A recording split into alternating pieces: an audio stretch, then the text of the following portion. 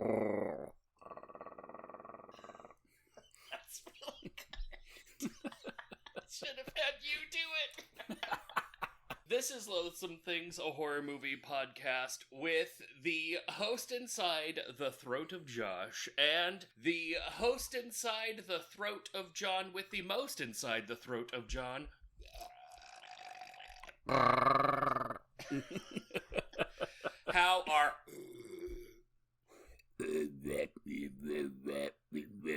Oh, I'm doing well. It's cool outside, finally. Oh, man, yeah. Eric Berger called it glorious.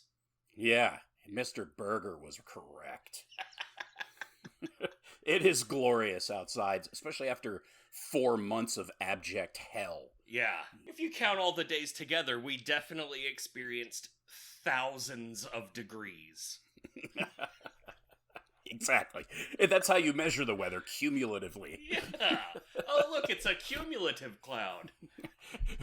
We reached a record this summer of 10,000 degrees. Good.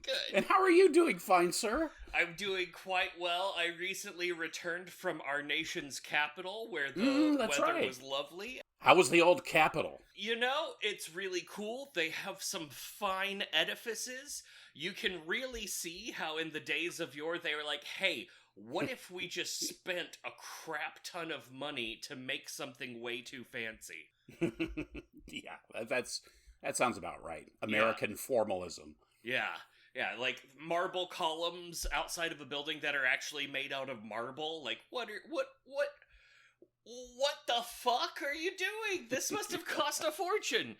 The room that they have all of our very sacred documents in has a ceiling that goes all the way up that it's kind of like hard to tell how high up it is. It's very strange. But let's go talk about this movie. Yeah, let's do it. Brian Duffield is primarily a writer, not a director, but this is his second film after Spontaneous, a coming-of-age love story about spontaneous combustion and love amongst teenagers. I haven't seen it, but it looks fun. It looks alright. I don't have no intention of watching it, but good for Brian Duffield. I believe he's working on another horror movie now. Yeah, it's called Vivian Hasn't Been Herself Lately. I'll keep an eye on it. It looks promising, but it's like in development, which I think means that they haven't even like cast or started filming. So it's like, well, I'll probably never see that movie and will have completely forgotten by the time it comes out. I mean, he'll definitely be back because this movie's been a hit. Yeah. You know, I definitely like horror Twitter and horror Beluski have definitely talked about it a little bit. You know, the people who like to talk about movies and stuff have praised it. That was one of the reasons why I was excited to watch it before you picked it for the show, you know? So when I watched it, I was like, yeah, it's really good. But the first time I watched it, I wasn't really paying like total attention because I just wasn't. But you know, in subsequent watching, since we decided to do it on the show, it's, I really enjoy it. It's good. Yeah. I mean, it's not like, whoa. Yeah. But like it's solid. There's a lot of good classical horror elements, and there's a lot of good like more modern post-traditional horror elements to it. Yeah, I really liked it. It's got some of that funky art house funk in it. It's got a bunch of nods to stuff like, you know, obvious stuff like Close Encounters, Nope. It's got quite a bit of a Nope feel to it. Like War of the Worlds, like the Steven Spielberg version where they're like raiding the house, Signs, any of those movies basically, but it's got some more specific nods to like, you know, stuff like that, like those things. But yeah, it was cool. I mean, for a movie that basically had one line of dialogue, you know, I thought they did a good job of handling that. I don't know why he decided to do that because it didn't really matter. It would have been cool if, you know, words had a big role in the movie, because they certainly had a big role for the creatures. They can't shut the fuck up.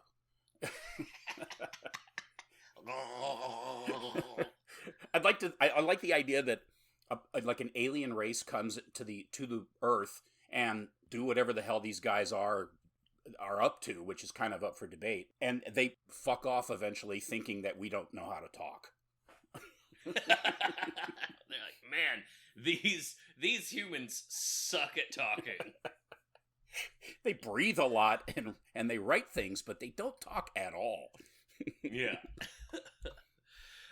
Brian Duffield's writing credits include Jane Got a Gun, Underwater, The Babysitter, and The Babysitter Killer Queen. So he's, like, written some really cool stuff. You can see those, you know, like, some of that influenced in here. Like, The Babysitter, like, this kind of gets a little bit after that.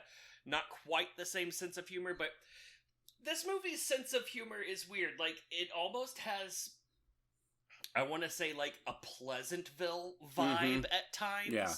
And there are moments where it approaches silly, but then it doesn't, like, push over the top into silly. And it has some darkness at its heart that I think is kind of overlooked, you know, like maybe on the first go around, just because of that cutesy quality. I mean, she's like an Etsy person, and she lives in what did they call it in the review I read? It was like cottage core or cottage craft or something. Yeah, cottage core. Yeah, it's very cottage core, very, very, like, pioneer woman. Yeah. Very, like, I love that, like an Etsy girl. But then also, like, this movie features her, like, hateful getting spit in the face because of all of the hatred for her, and also, like, probably one of the longest scenes I've ever seen of actually then just focusing on the loogie stuck to the side of her face while she just stands there unmoving. It's like, wow, this movie is, like, going to different places. Well, it's going to be, I'm looking forward to talking about it, like, when we're done kind of giving the rundown, because some of the theories that I read, you know, which kind of overlapped with some of the ideas I had were pretty interesting, and then some of the other stuff I read was really cool, too. But, yeah, this... I think it's funny, like, some of the stuff that I read was interesting, and some of the other stuff I read was really cool, too. That's right. Some was interesting, and some was really cool. And interesting. I don't know what the fuck I'm talking about. But yeah, you're right. Like, this whole movie is just this young woman. Yeah, she does a great job. I mean, she... I had recognized her, but I couldn't think of where it was. It was because she was in this movie called Dope Sick, about the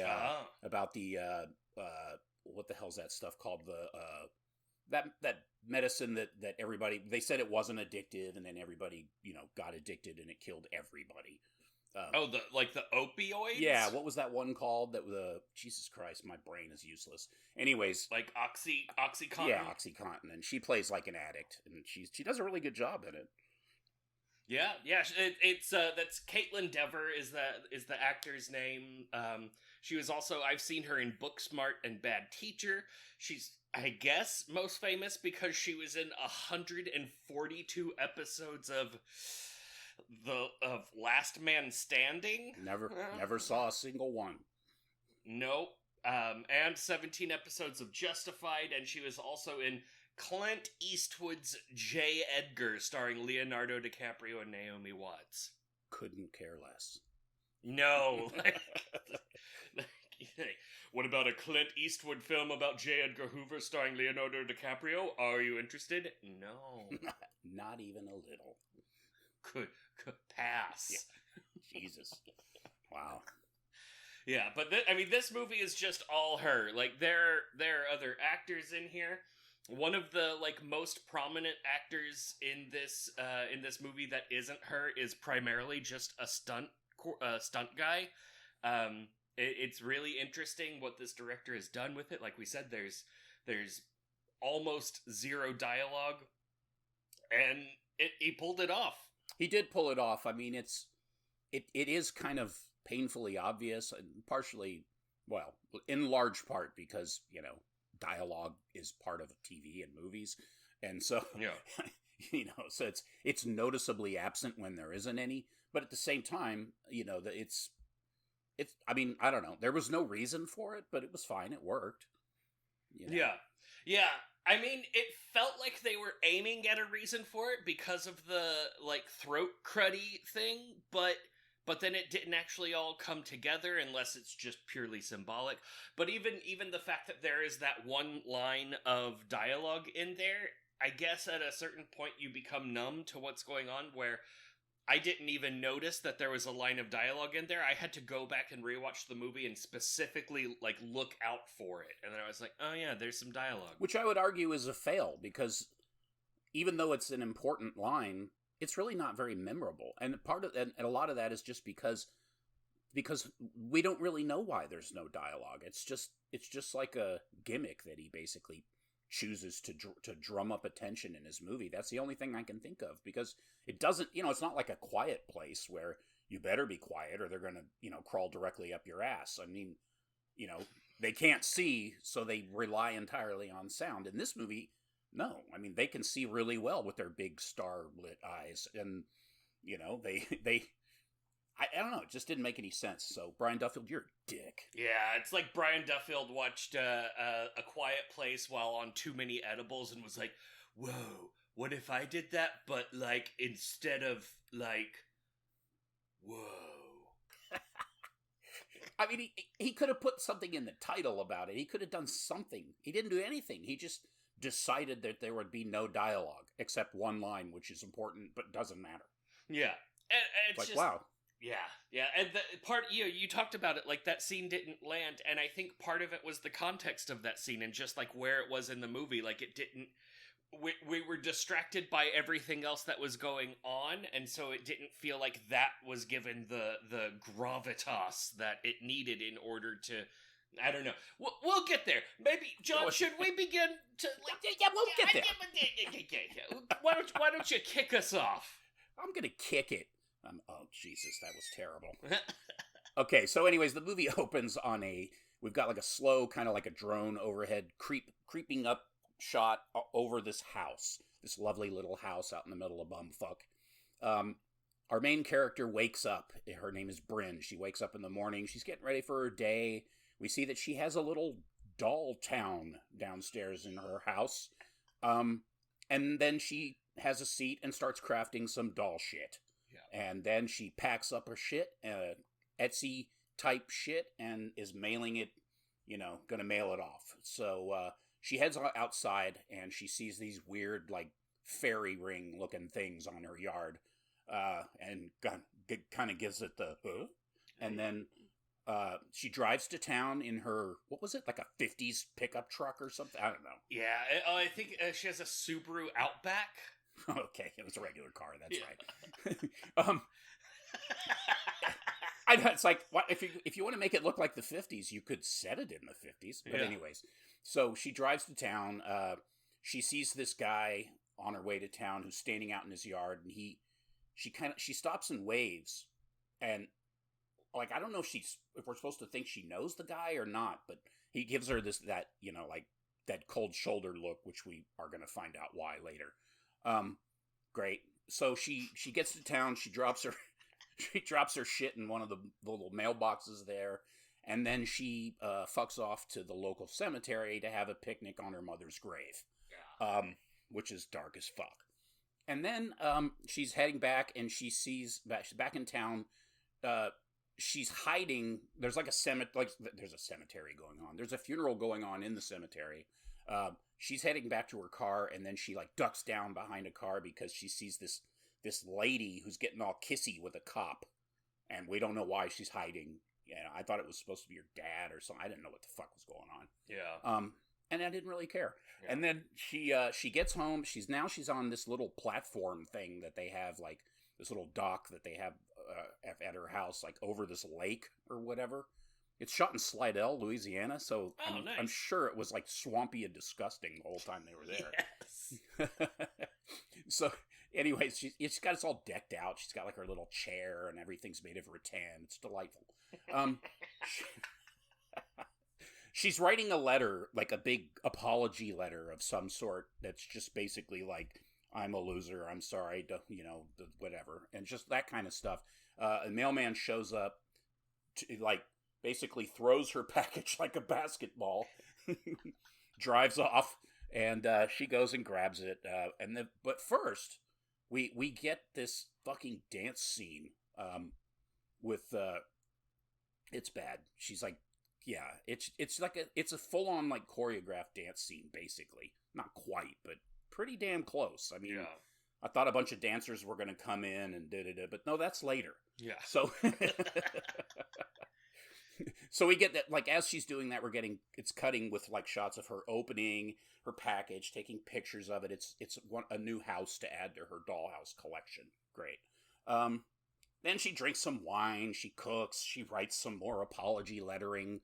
The phone rings, she picks it up, and you hear, "You're a foot," and she hangs up. Yeah. That was awesome. Yeah. When I went back through, I was like, was that the line of dialogue? I know, it's great. Like, somebody was about to cuss her out for the stuff that she's done. More letter writing. It turns out she's writing to someone named Maud Collins, who is her BFF. And we see pictures of her and Maud when they were Utes. And it's like, you know, she's looking over the pictures like, longingly and sad. So, you know, obviously something bad has happened. She goes night-night, wakes up, because there's these weird, like, sounds going. Whoa. We get another overhead shot of the house. Now it's at night. Suddenly the lights just come on, and there's music playing downstairs, and the lights go back out. And then there's a loud bang outside, which wakes her up because she's got her window open. She looks out the window. One of the trash can lids is banging, whatever. So she goes to check it out. There's no power, she discovers. The back door is wide open, and she hears a jingly bell inside the house behind her, and then some footsteps. She sees from upstairs that the door is wide open. So anyways, so she hears the jingly bell, and, you know, something is behind her, and she's like kind of peeking down the stairs, and, you know, she hears this like all the weird sounds. She's trying to, like, move, and she takes a step and, of course, like, creaks one of the floorboards, and that, like, suddenly it's all quiet. The thing is listening, and it's basically, you know, she tries to, like, slip back into her bedroom, but the thing is already coming up the stairs. It's caught her, or it's aware of her, so it's coming after her. She closes the door, goes behind the bed, and is kind of like hiding. The thing opens the door, jumps on top of her bed, so she's freaking out. Then it goes off the bed, goes looking in the bathroom or wherever the fuck it is, and she goes under the bed, and then it comes around to her side of the bed between the bed and the window and stands up on its tippy toe fingers. I love that scene. Because it has weird toe fingers. It's just kind of like this, like Bugs Bunny crawling on its toe fingers. Which was pretty awesome. Yeah, that's a good shot. Yeah, it's like, oh, you're in deep shit. So, anyways, let's see what happens. That's right, it goes out the window. It, like, makes a calling sound and then heads out the window. So she closes the window. Doesn't lock it, by the way, which always pisses me off in movies. But anyways, she doesn't lock it. Now she's, like, searching the house with a curling iron. That's her weapon. And she starts hearing, like, thudding, like, footsteps up on the roof. So she runs down, slams the door that was open, locks it, thank you. The lights come on, music starts playing, the TV has this weird, like, visual distortion going on.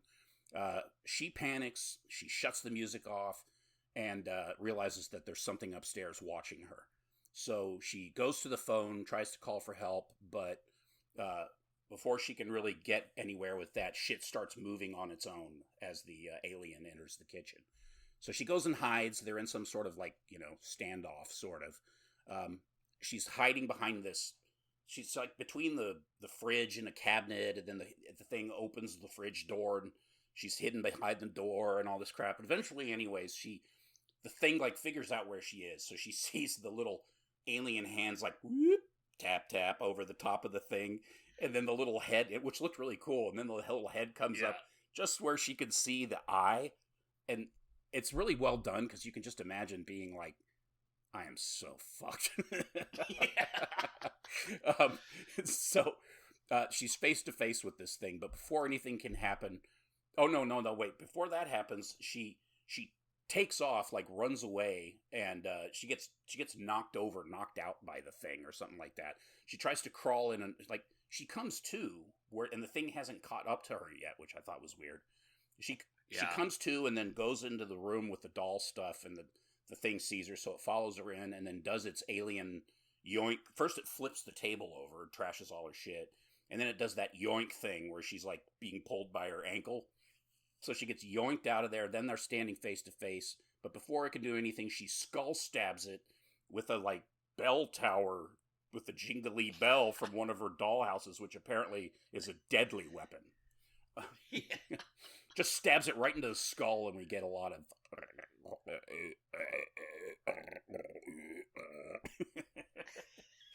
And then he plops on the floor, and she freaks all the way out. And she's so freaked out that next thing she knows is she's like laying against the wall, and it's morning. She's now awake. Yeah. There's lots of this. She like goes away sometimes, where she just like has little episodes and stuff. She's obviously got some anxiety disorders and some trouble coping with trauma, which we will get to. But yeah, and it wasn't even I don't even think she like intentionally stabbed it. It was literally like using the force to jerk her around, and she had just grabbed it, and it the forced her to it, and then the force spun her around, and she just was holding the thing, and it like right into the side of the head. She whip murdered it. Yeah, it was awesome. I was like, oh shit, it was a really good scene. Like, wow, she just killed an alien. So after being comatose for the rest of the night, she wakes up, the phones are dead, there's no electricity, and her car won't start. She heads into town on her bicycle. Along the way, she finds the crashed mail truck, a neighbor's wrecked house, and all of the lawns are dotted with the rings, like the one that she found in her own yard.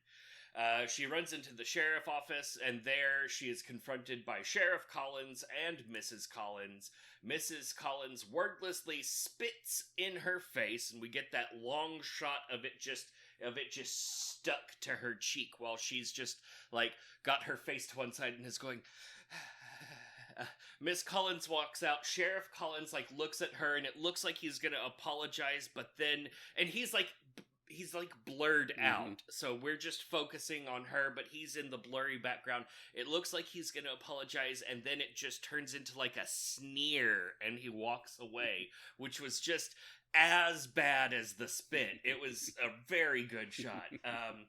So the deputies behind the desk don't seem like they're inclined to help her, so she leaves. She goes and has this little, like, another little episode, leaning against this very, artistic wall. Yeah. For some reason. Yeah. And she sees a bus and is like, oh, hey, yeah, I know, I could get entirely out of town.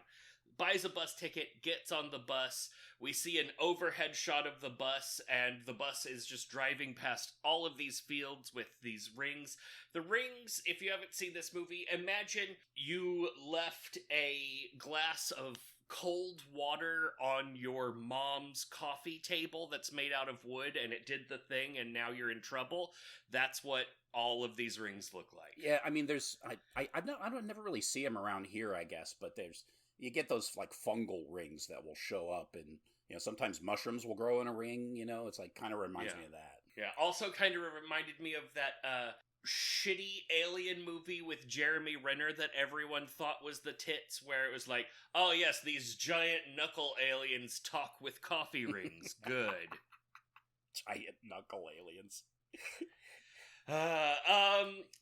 Just as she's starting to relax into her bus trip, a creepy guy comes up behind her, gets all creepy as she tries to move. He attacks. There's something weird going on in his throat. And then he starts like climbing over the tops of the seats, and everyone starts freaking out. Then another passenger reaches out to grab her, also has weird shit going on in her throat.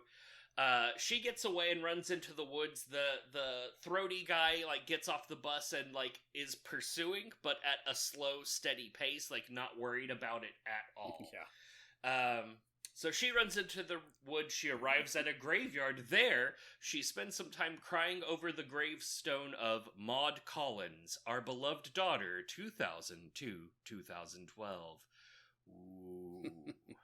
The clouds roil, obviously concealing a flying saucer, and so she runs. She comes across a group of throaty people giving it up to their alien lord and savior in the sky. Back home, she finds the body just where she left it, but now it stinks and has oozed some gross business out of its throat and ears, and there is a trail of gross business leading off into another room, which she does not follow, but it reminded me instantly of Dreamcatcher, and I was like, okay, what are we doing here now?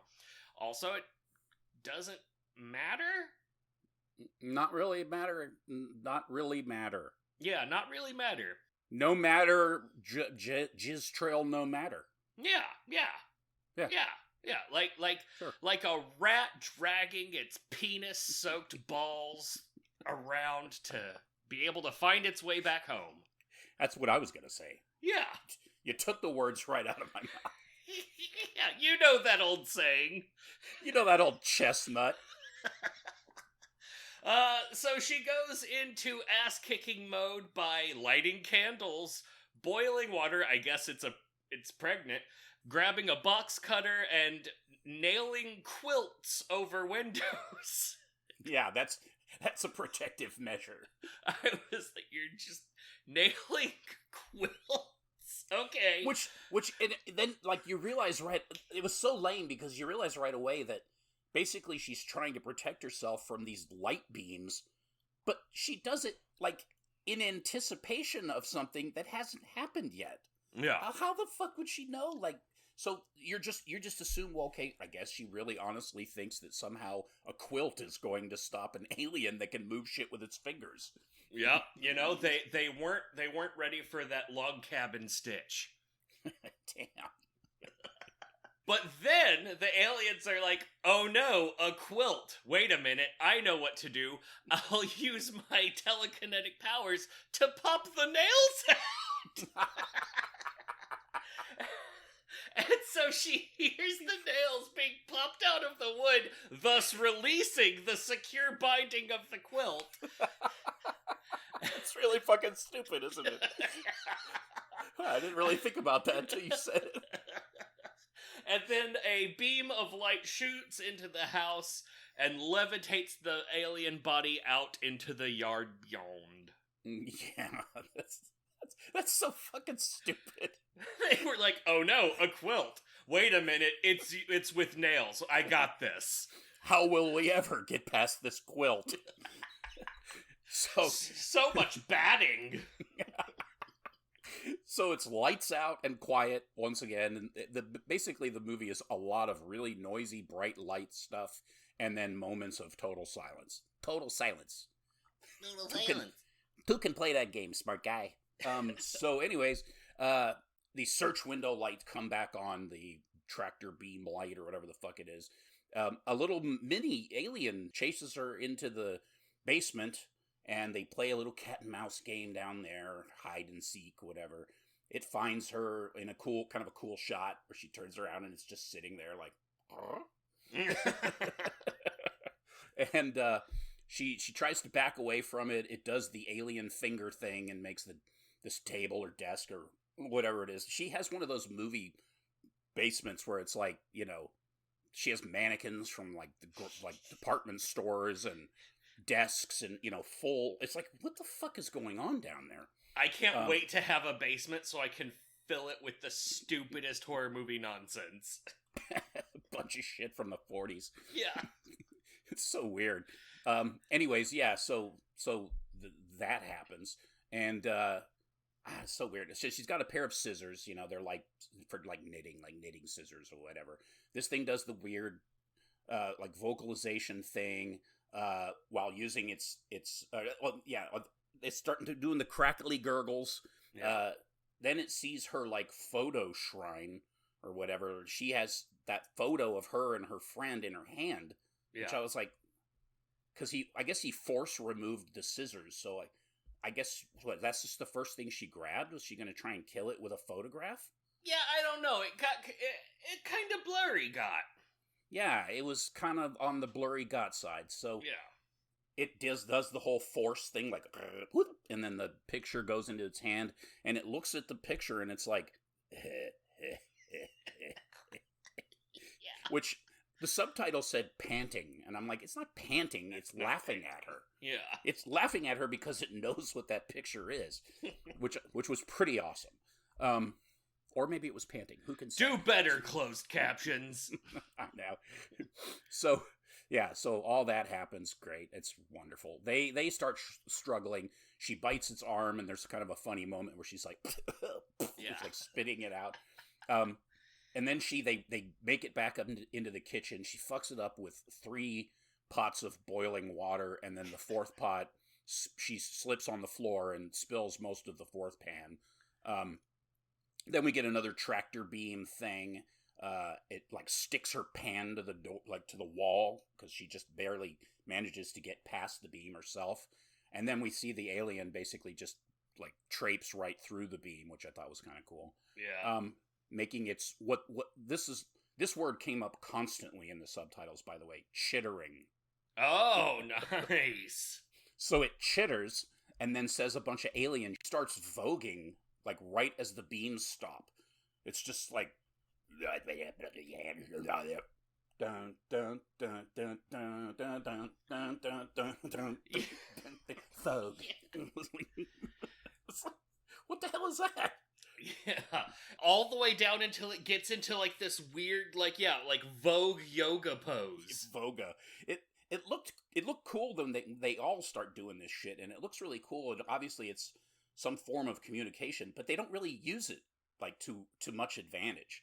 You know, like no, like I don't. Did he make the beam stop, or I don't know. It didn't make any sense. So okay, great. She she goes into a room and closes the door, but it like busts through the door. She opens a window. It grabs her before she's able to get out. And they're struggling some more. She whips out a mop and is trying to fight it with the end of a mop. It breaks the mop handle in half, and she pins it to the wall with the mop handle. And it does all that. I don't think it enjoyed it very much because it died right through the chest. And then now it's quiet again. We hear like bugs outside and alien voices off in the distance. She's outside. She's going to try and escape. She's outside, but then she realizes one of them's on the roof. It crawls off the roof, and before anything else happens, she basically is caught by the mailman alien, who catches her, drags her by her hair over to where the mothership is hovering. And then the alien comes up, and he's fucking massive, and starts doing like serious voguing, like fucking like this is some fucking voguing, and that apparently those poses cause the alien to zone out. He like goes into this weird like trance state with his head looking up.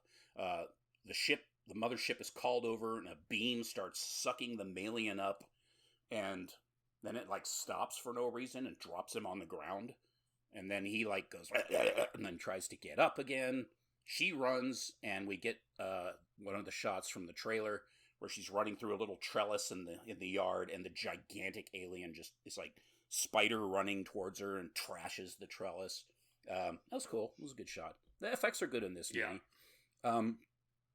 And then let's see what else happens. Some other good stuff happens. Just real quick, I wanted to note, I did like that scene because you mentioned like the alien on the roof. I don't think the alien was on the roof. The idea was that she looked up and it looks like there's another alien on the roof, but then he walks to the side and you realize he's just that tall. Oh, that's right. That's really cool. Yeah. That's even better. Yeah. Yeah. Well, then there's like this part where she's back at the house. Now the alien actually is on the roof. It spots her. And then it's like climbing down, and there's like a little eave that hangs over the yard. It looks like it's like 5 feet in the air. It falls off the eave and gets knocked out. Yeah. I'm like, wait, what? This thing is like super huge and incredibly strong, but apparently it can't fall 5 feet, even though it's like 15 feet tall or more. Earth gravity bad. Yeah, I guess that's what it is. I don't know. So she's like, she bolts and gets into her car. She's going to try to take off. Of course, the thing wakes up and like dives through the passenger window and gets stuck in the car. She's so stupid. She hides under the car, which is now leaking gasoline somehow. And Yeah. she lights it, and then the Malian, not the Malian, but the big giant alien gets fucking torched in the conflagration. So I mean, it was a cool alien, but yeah, she really is good at killing aliens.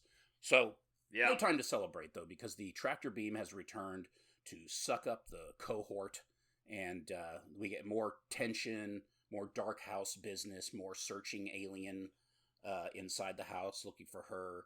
It finds her little buddy picture shrine, tries to sneak up, and she tries to sneak up on it, and she gets what I put phalangied into a heap. And then it lets her get up and wander off again. She gets stuck in a red beam now. She's like hovering in the air in a red beam, because that's the hover beam. And then I guess. She gets pinned to the ceiling, drop levitated, like above the ground, and then plopped to the floor, and then back up onto the ceiling. Maybe the beam was malfunctioning. I don't know. So now she's like paralyzed, basically. She's frozen, and she's watching the creature from below looking up at her, and it makes like kind of like a chanty singing type sound, and then barfs up a wormy bug bolus like thing that like floats up to her mouth. It is fucking genius. And then the alien opens sesames her mouth, and in we go. The thing crawls, like just floats into her mouth with all the little tentacly things like waving around, and her eyes are wide open. And then you see her one eye go and like just look straight up while the other one's looking straight ahead. Fucking genius. That was so cool. Good one, Brian. Yeah, that was really good. That was great. She wakes the next morning, and everything seems hunky dory. She's in her room. She's laughing because she thinks she's safe. Stupid girl. And she hears a girl's voice calling her. Could it be Maud? It is indeed her dead pal Maud, and all is well. What could go wrong? They're touching each other on the face. She's apologizing for killing the person who's there with her. Maud, I'm sorry, Maud, and that's pretty much the only line of dialogue. Then she goes weird. We're back to nighttime. She's all sweaty and dirty again. She's in the yard. She's wide-eyed. And then she yoinks the alien out of her own throat in a lovely scene. Some good body horror. Yeah, like with that, like her hand all the way down there, really reaching in to get it. It was tasty. We don't really get how she was managing to do that, because she seemed pretty like under in the fantasy world that they'd concocted for her, but whatever. Yeah.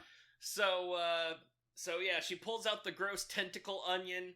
A beam comes down, and like the little onion rolls into the beam and just starts kind of like waving around, like having just don't care. And then she runs away as all of a sudden the beam seems to be like constructing another person. We get this close up of a smile, and it's like, hey, those teeth look familiar. But meanwhile, Bryn is running into the woods, and all of a sudden hears like a weird, like way too fast thing running up to her, turns around, it's her doppelganger. It looks just like her, but clean. Doppelganger. And, yeah, it prison shanks her, but then she still has the box cutter from earlier, and even though she just got prison shanked twice, she cuts its neck open with the box cutter, and then cradles it in her arms as it slowly dies to death. Okay? Sure. Then she gets sucked up into the mothership, where she is psychically probed, and is then shown herself and Maud as children fighting about something, we don't know what. There's all of this stuff. There's like a scene with her and her mom making these doll houses. There's also the Sheriff Collins like collapsed down onto the ground crying in the red and blue light of police vehicles. And then we see Maud and Bryn, they're having an argument. Maud is older than her and pushes her down onto the ground. And now little Bryn is on the ground and big Bryn is right there and is like reaching out for her like no, but little Bryn sees the rock in the grass where she's fallen down, picks it up and is turning as she's standing up, just kind of like in that scene earlier where she accidentally stabbed the alien in the side of the head, and as she's turning, swinging the rock and just catches Maud right in the side of the head. All of a sudden, the blue lights turn red. We see Maud's body just go still and ever so slightly begin to crumple as the bad thing happens inside Big Bryn and the bad thing happens inside Little Bryn. Now it's changed and we see Little Bryn is at a table writing I'm sorry letters to Maud. Big Bryn is there and she reaches out her hand to offer love and support to Little Bryn. This makes the aliens happy? Yeah, they're impressed by this. They're like, oh, good, yes. And so they start discussing it amongst themselves and with the giant inside of the throat of stars that is the inside of their ship. I don't know. And then they drop her back into the woods. She's on the ground. She starts laughing. Skip forward to some normal future day. She's getting ready to go out. There's music playing. She helps her neighbors with some chore, and they all wave goodbye to her while the alien onions in their throats gurgle. This makes her giggle. She then is at some social event, dancing with onion-throated boys and girls, and she's the star of the show, and oh boy, and she looks directly at the camera and smiles at us to let us know everything is okay as we, the camera, slowly ascend into the sky that is full of flying saucers. The end. Yeah. It was a weird ending. That was a very weird ending. I was like, what? Is she breaking the fourth wall? No, and I guess we're the aliens, or the alien POV. I don't know what the fuck was going on. That scene was weird. I'm okay with it. Yeah. It didn't piss me off or anything, but it was weird. Yeah, I wasn't like, oh yeah, what an ending. It was like, oh, okay, that's fine, I guess. Yeah, I was like, is she like trapped in this world and she doesn't know it, like Matrix style, or is she cognizant of where she is, but she's okay with it because now all is forgiven? So now she can dance with throat aliens for eternity? It makes no sense.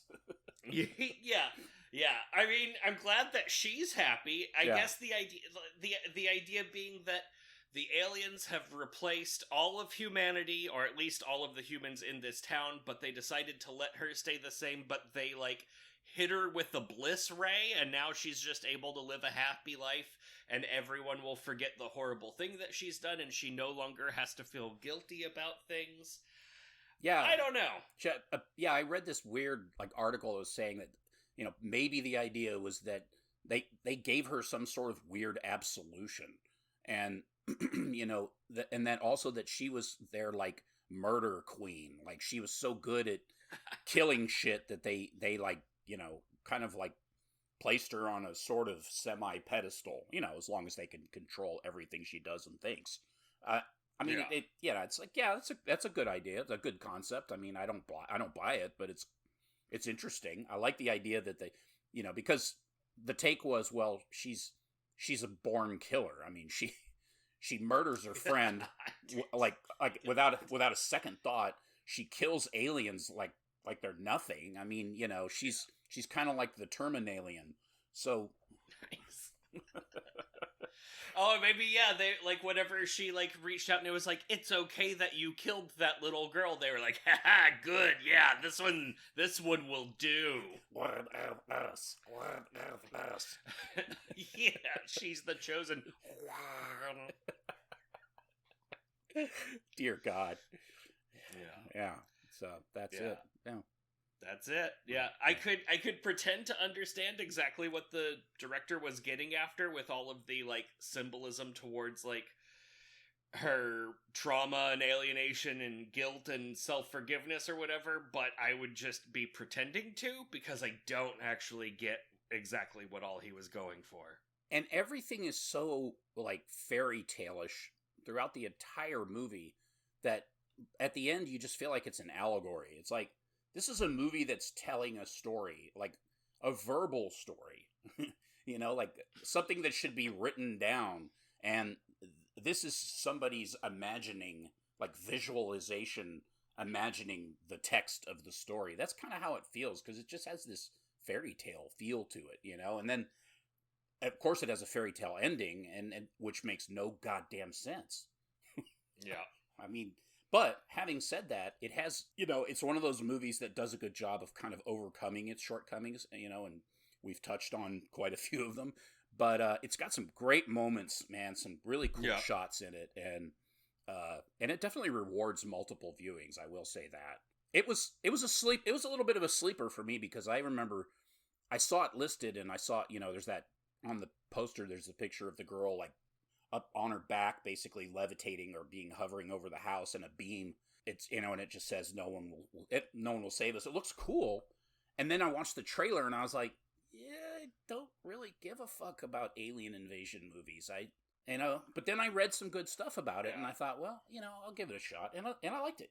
So I was glad when you picked it, because I thought it would be a good one to, you know, for us. It's definitely a hit or miss subgenre, you know, like that. Oh yeah, extraterrestrials. It's like, ooh, it's mostly bad, but there are a few gems, and this one's one of them now. And it's also, by the way, the first entry in our Schlocktober trio. I don't know what I'm talking about.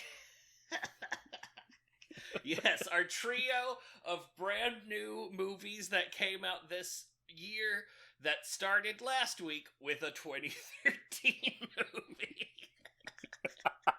Because we're good at scheduling. Because calendars. It's okay. We're probably going to lose a few spots in Algeria over that. I'm a little concerned. The Algerians will be like, these guys don't even know the true meaning of Halloween. These white people are so stupid. Oh, man.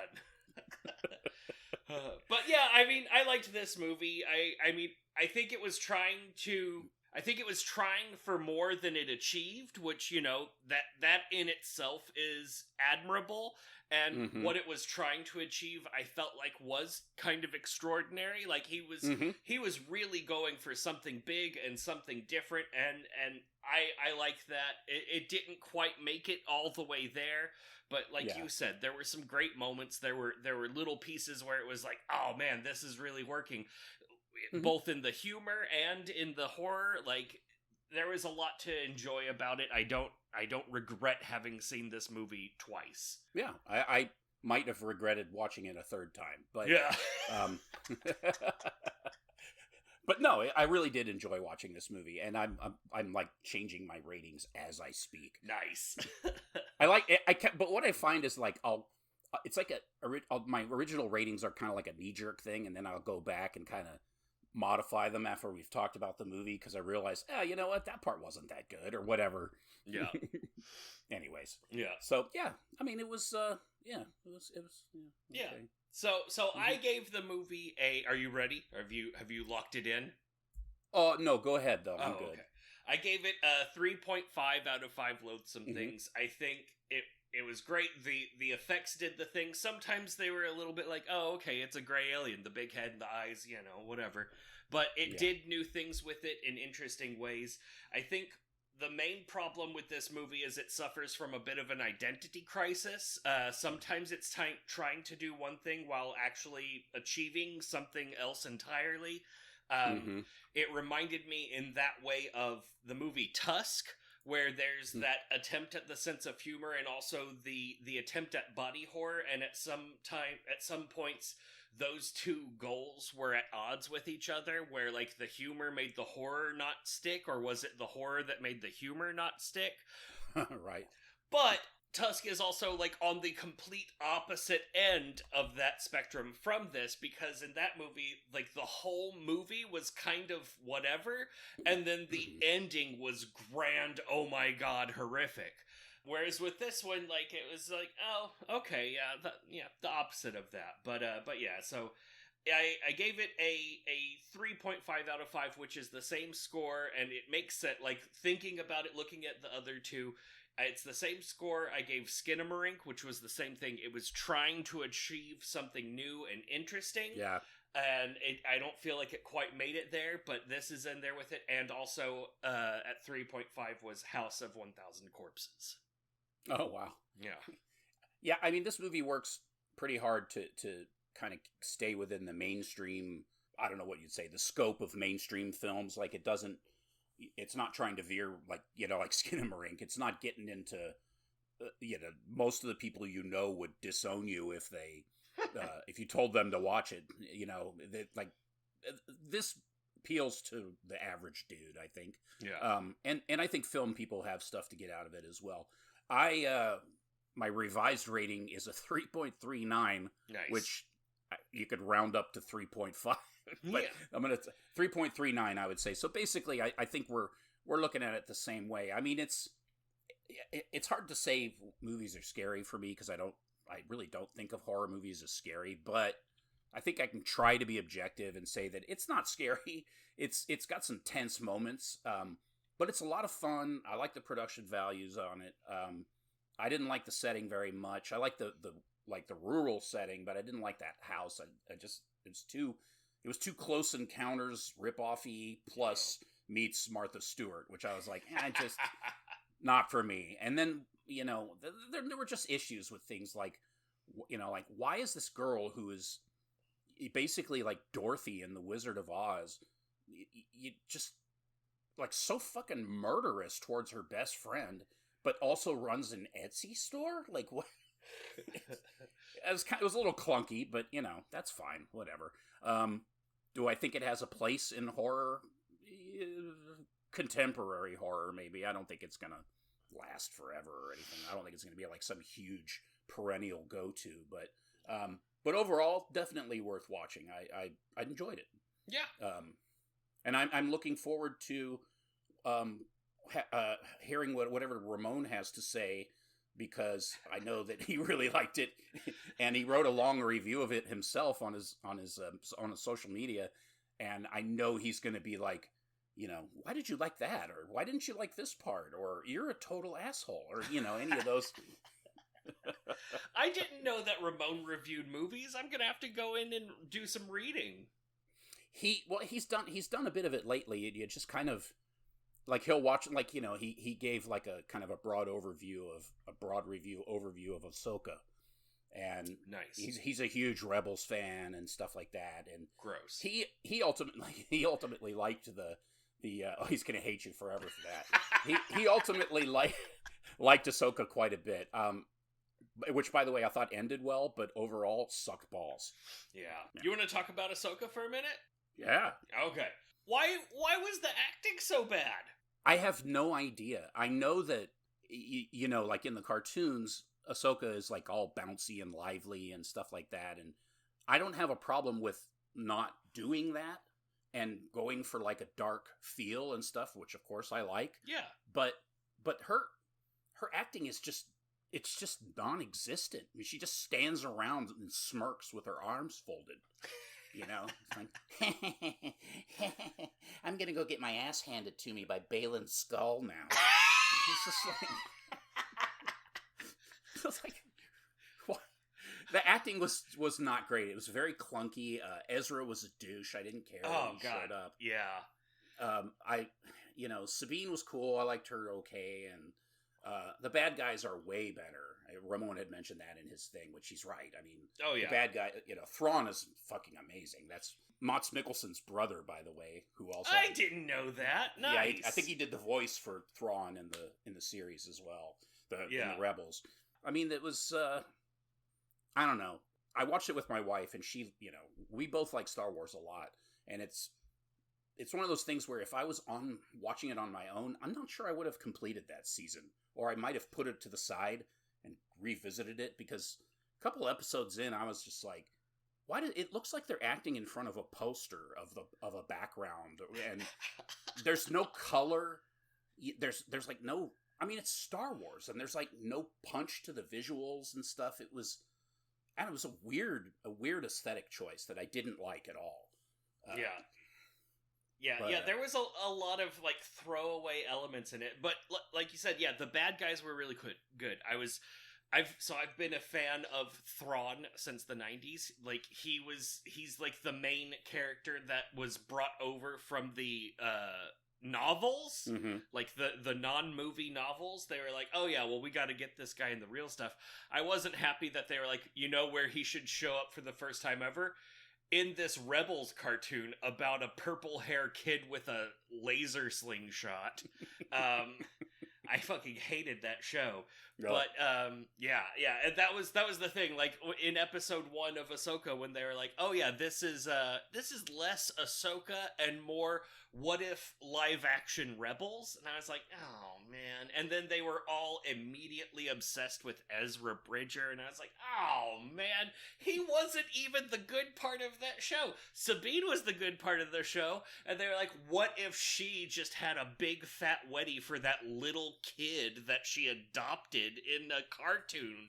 And I'm like, what is this shit? It's so bad. Big fat weddie. Oh man, but yeah, the bad guys were cool. The Dathomiri witches were cool. It's weird that they're like, oh yeah, that's outside the galaxy. And those two like dark side dudes that you like know the name of or whatever. They were awesome. He's the widest motherfucker I've ever seen. Like, that guy had, like, 6-foot wingspan before his arms started. It was crazy. But I liked his, like, whole problem. I liked she was like, yeah, I just kind of want to, like, achieve things. I'm eager, but you can't really tell what I'm eager about. But yeah, every single one of them, the acting was terrible. Like, their delivery of lines were, like, none of those actors were making it so their characters cared about what was happening. It was just, and then these are my lines. Yeah, it was. Yeah, exactly. It was excruciating for me at times. Like really, really ham-fisted and boring, to be honest. Yeah. But and I would mention, like, like rest in peace to Ray Stevens, the guy who plays Baylan Skoll. He died. So. Oh shit! Really? Yeah, he was shooting. I think he was shooting a film in Italy, and I forget what happened. He was like stung by something and went into anaphylactic shock, or holy shit! He died. He had surgery, or I don't know, it was something terrible, but he died. So that was really unfortunate. Oh fuck that! I don't like anything about that. Yeah, because he was really cool. I mean, his presence is great. It'll be. I mean, I don't know how they're going to handle that, because he obviously had, like, you know, some interesting ulterior motives to, you know, Thrawn's plans, and it wasn't entirely clear if he was actually bad or not, or just opportunistic, you know, and it was going to be cool to see where that was going to go, and apparently where that's going is right in the grave. So. Yeah.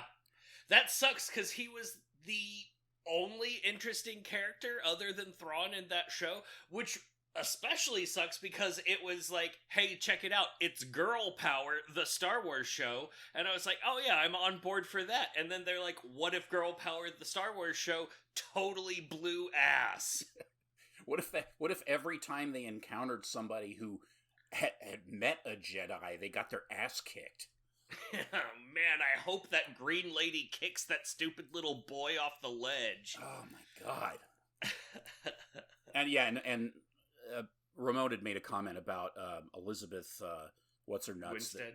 Winstead, that she just looks like she's basically imprisoned in her costume. I mean, she's so wooden, and it could have been anyone. It's like, what, you pick an actor who has chops, and then you make her just stand there straight up, like, doesn't move. She speaks in a monotone. She has nothing of interest to say. Like, she's going up against the Rebel Council, and I'm just like, man, I really just don't fucking care about this at all. And then they totally name drop Princess Leia, like, well, Leia gets her blessing. And I'm just like, fuck that. Leia wouldn't give her blessing to any of this shit. Oh, yeah, get the fuck out of here, C-3PO. No one wants you in this scene. Yeah, I thought Anthony Daniels was dead. I didn't realize he was still alive. I did too! Because I was like, man, he sounded better in the original movies. I don't know who this guy is that they're using, but he's not as good. And I looked it up and I'm like, what the fuck? How do you get worse at doing a character voice? Oh, man, just now when you were saying it, I finally figured out who Mary Elizabeth Winstead played in this show. I was like, that's not... Sabine's not her. And that blonde dark side girl's not her. I couldn't figure it out. I was like, I guess I just don't recognize her anymore. She must look so different. Oh, it's that fucking shitty green Twi'lek costume.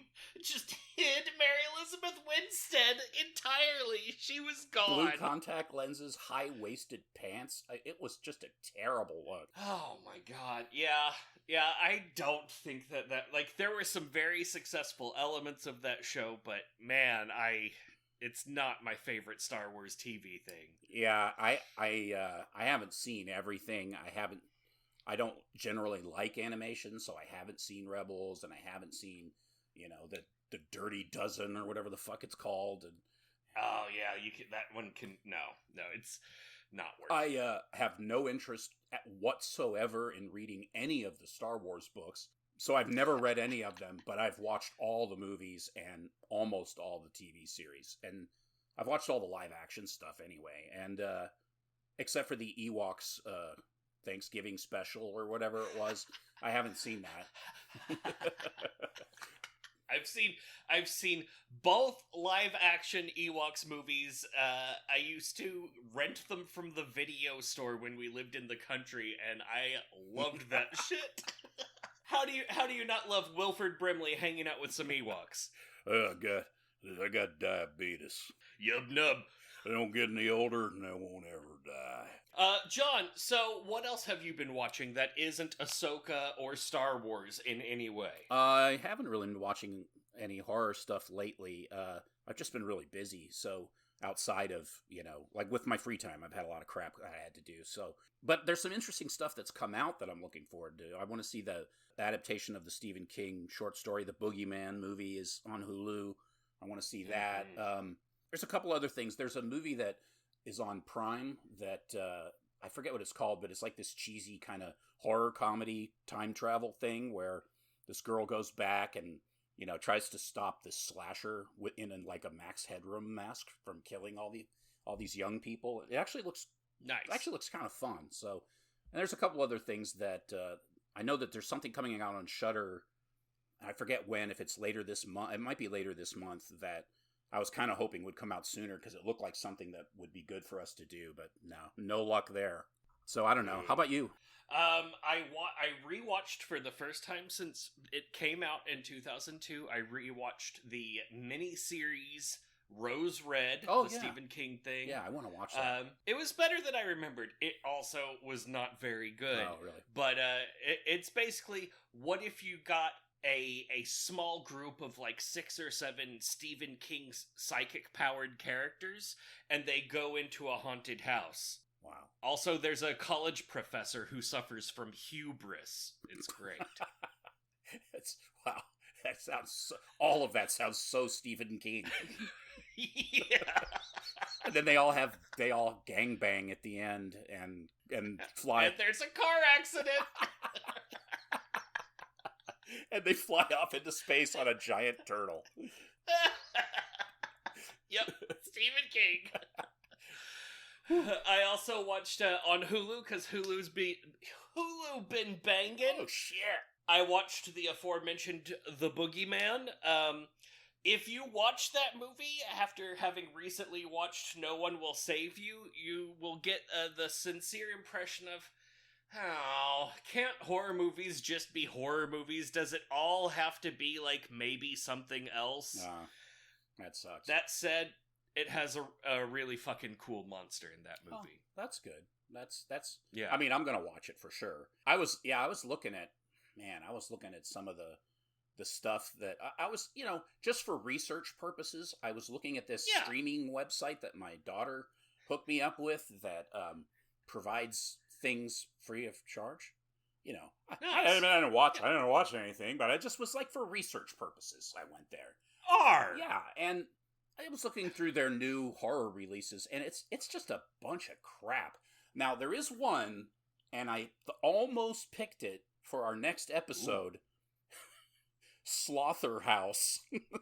Oh God, yeah, I haven't seen it, but I've seen it. But then I was like, no, that's just stupid. I'm not rewarding that. I do have one more that I saw. It was Appendage. You gotta watch it. Really? Oh, okay. Yeah, that's on Hulu as well, right? That's Hulu been banging. Yep. Oh shit. Yep. The ending is not my favorite, but it's fucking banging. It's good. Okay. Yeah, it's good. My wife and I we're burning through. We're almost like halfway into the third season of Only Murders in the Building. Oh, nice. I really enjoyed it. I think it's actually really funny. When it first came out, I was like, man, I'm not watching that shit. I don't care about stuff like that. And then we were both kind of like, well, let's give it a shot. So it was good. I really enjoyed it. So anyways. Yeah, I really liked season 1, especially when Jane Lynch showed up as his stunt double and was like the better him at everything. I was like, oh man, that is great. That's just really great. Of course, Paul Rudd is also hilarious in season 3. I'm back, bitches. Yeah, it's pretty good. Do recommend. And what are we going to?